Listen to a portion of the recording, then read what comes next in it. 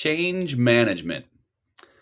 And some of you are so distracted by the stash in my face. Those of you who know me longer have been. Well, great. That's actually my first point. When you're rolling out change, you sometimes need to call out the elephant in the room. So for those that have known me, this is my first time appearing publicly on a video here with a mustache. I sent one internally to some members, but this is the first one going public. And for some of you, it's weirding you out. Some of you want to have my mirrored glasses and my 1970s cop outfit needs to be on. Fine, I don't fit a last. My wife doesn't hate it, but it's kind of fun. But when you're rolling out change, sometimes you got to call out the elephant in the room. That's my first point. Second one, and this was probably more important. I read a couple different articles and a couple books related to this, like Who Moved My Cheese, that kind of idea. All of them have some aspect of beginning with a why. Why does the big organization exist? What's the big, nasty why we exist, right? Simon Sinek says that cars don't exist to burn gas. They exist to get you from point A to point B. Businesses don't exist just to make money. They exist to help the organization with that big why. What is the reason organization exists, right? We're going to make life better in the mining industry, or make life better for the backbone of America. What is the big why? And how does this change you're implementing? Again, not the small, minute, whatever ones, but the big ones, the big annual focus, the changing of tech, we're changing our billing, comp structure, all these kind of things that are massive. You need to tie those back to the why.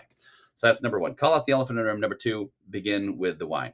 Third one, get more brass tacks. What's the cascading of the leadership that needs to happen on this? So how do we think through when we're rolling it out? If it's that big one, sweet. Where in the meeting structure do we have it in? And probably even more specifically, if you're trying to get the leadership structure off of you and onto some of the trellis work, the process systems and people around you, where do we need to and who needs to best communicate it, right? So maybe you're going to roll out in the annual meeting. There'll be a cascading of follow-up in these different meetings. These are the people that need to do it. I need to win the stakeholders one-on-one separately.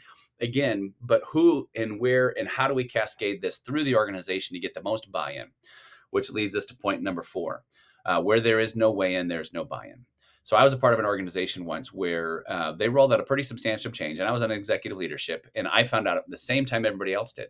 And I walked out of that meeting going, maybe I'm really not that important here. Maybe they really don't value my meeting, my input as much as I thought they should have. They didn't even ask me before they rolled this one out, right? So who needs to weigh in?